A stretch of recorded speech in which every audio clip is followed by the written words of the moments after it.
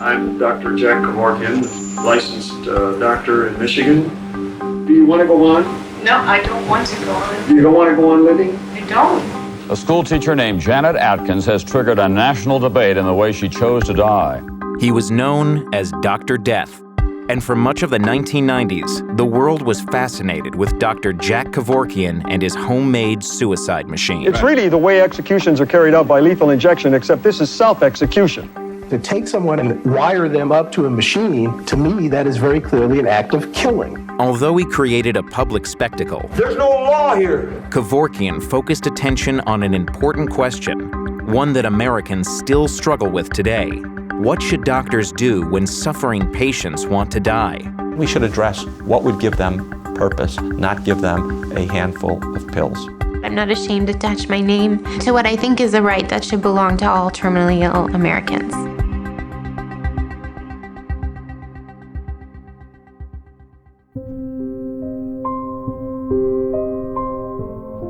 This is the suicide machine. All Janet Atkins had to do was push a button and lethal chemicals started flowing. Dr. Kevorkian said he took Mrs. Atkins to this park in a van with the machine inside.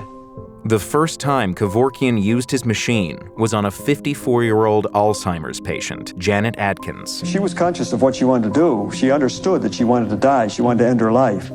He was clever enough to develop this so-called suicide machine.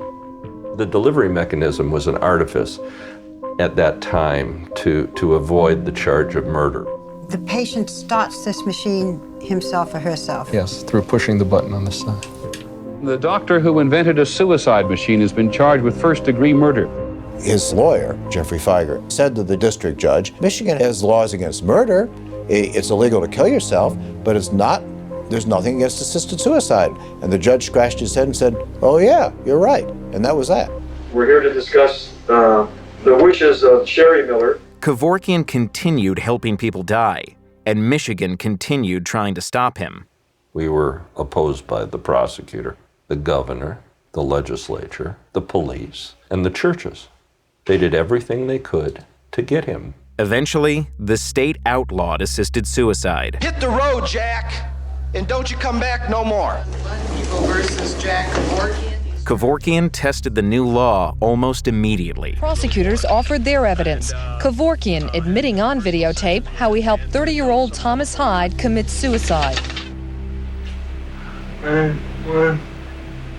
He videotaped his patients, and when you saw these videos, you really had no doubt about how the outcome was going to be because these people were so compelling. Die. I want time to be free.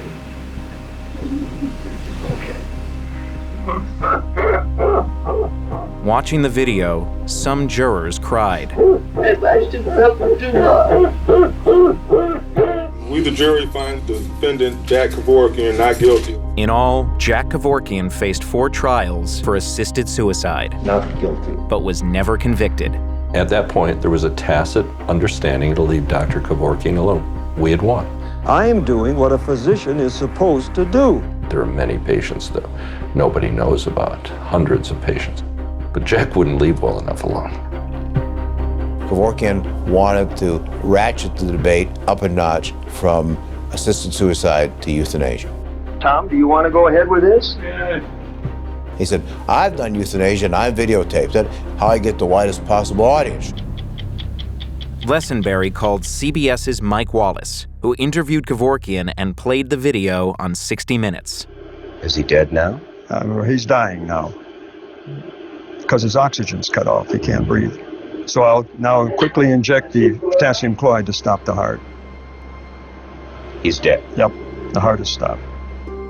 The suicide machine and injections are the same thing. Who cares if the patient pushed the button or Kevorkian? And Kevorkian was tired of that artifice, so he wanted to amp it up. I thought he was an evil character. It really wasn't about optimal care for the patient. It was about Jack Kevorkian making a big statement about what he wanted the country to do.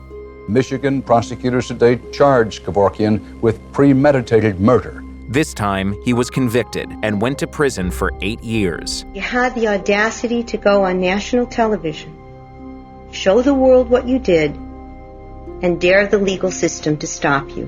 Well, sir, consider yourself stopped. He got a national debate going, which I think he then helped stifle by his own outrageous actions. To get America's attention, you've got to be in your face, and Kevorkian was very much in your face.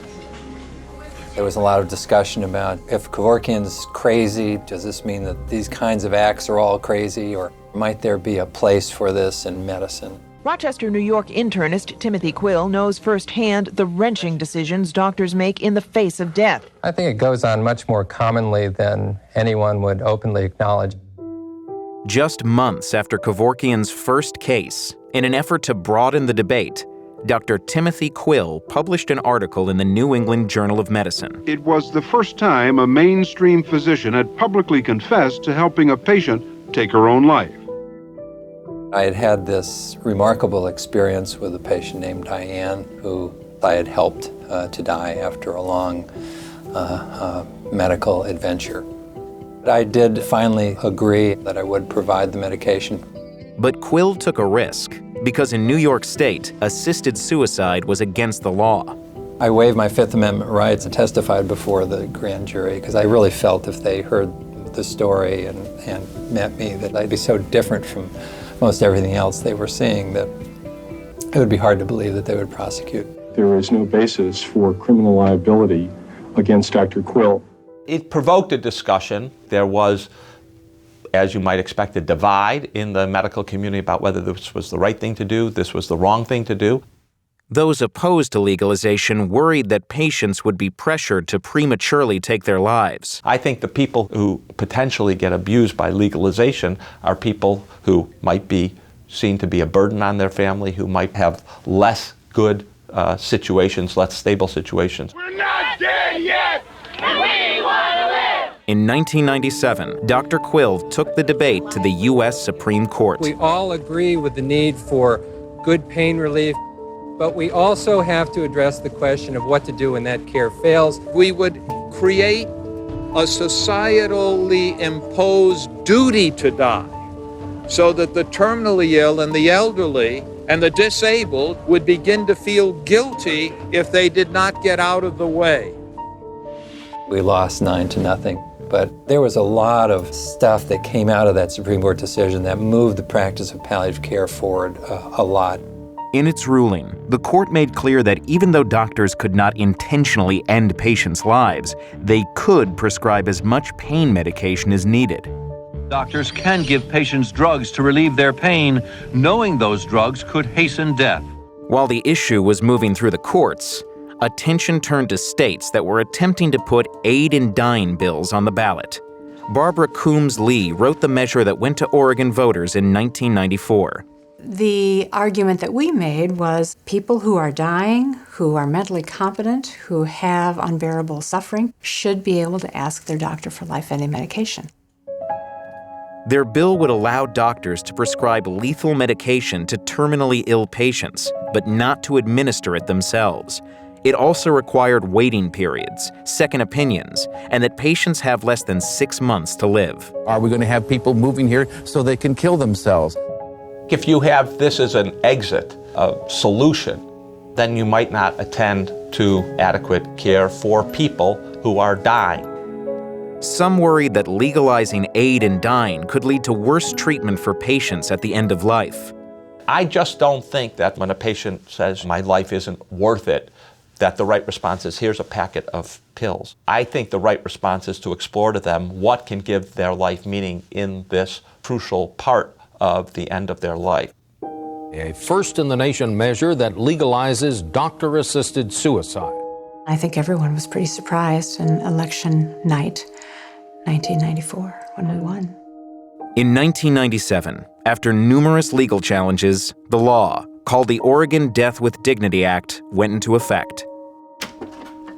Hello? Dr. Quill still specializes in palliative care, relieving suffering, often at the end of life. So, how are you doing right now?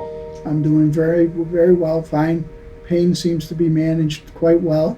He says care for patients who are in pain has improved dramatically as a result of the assisted suicide debates of the 1990s. Things like heavy sedation came out of that discussion. You know, that was not available 20 years ago. If pain gets really bad or things are really bad, that we can be very aggressive with managing your pain. Now we have options that were not there that are legally accepted. But some patients still suffer, like 54-year-old Michael Marasco, whose cancer has spread to his bones. It's very intolerable. You're doing this, just making me comfortable, prolonging the inevitable, and that's not the way I want to go. Marasco wants Dr. Quill to help him die. Just say goodbye to your loved ones, take a shot, go to sleep, and not wake up. Yeah. And it should be my right. In New York, as in most states, it is not. You're listening to the Diane Rehm Show. Last spring, in Maryland, John Rehm, husband of radio personality Diane Rehm, was several years into a long decline from Parkinson's disease. He announced to the doctor, I am ready to die. I can no longer use my hands. I can no longer feed myself. I can no longer stand or walk without assistance. The doctor said, I cannot help you die. The only way that you can do this is to stop taking medication, stop drinking water, and stop eating. John said, well, I don't want to starve myself. But like many other patients facing the same dilemma, he did. It took 10 days. He should have been able to choose how he died. Only 5 states allow doctors to help patients die. There's your merchandise. There's your card back. Thank you very much. I picked up the medication today at Weimar, so we have it here in the house. Goodbye. In Oregon, where it's been legal for 17 years, more than a third of patients who obtain the drugs never take them. But more than 850 people have taken their lives, including 29-year-old Brittany Maynard, who had brain cancer. Brittany wanted to choose when she died, so she was forced to leave California and move to Oregon, where a doctor could then legally prescribe medication that would end her life. Before she died last November, Brittany reached out to Barbara Coombs Lee, who now runs an advocacy organization, Compassion and Choices. They made a video that was seen by millions. I will die upstairs in my bedroom that I share with my husband, with my mother and my husband by my side, and pass peacefully with some music that I like in the background. She wanted to be an advocate, and she wanted to do whatever she could with her remaining time to help campaign to make this available to other people in every state. Brittany Maynard's story reignited debate as California becomes the 14th state to take steps toward right-to-die legislation. People are calling us every day saying, I want to introduce a Brittany bill. Hi there. Dr. Quill is also still pushing for change. We don't have answers for every kind of suffering. There have always been hard cases. There will always be hard cases. He recently joined a new lawsuit asking New York State not to prosecute doctors who help suffering patients end their lives. We believe that terminally ill patients should have the right to request this kind of assistance. As for Michael Marasco, he made the decision to stop eating and drinking. Dr. Quill kept him comfortable in the hospital as he passed away.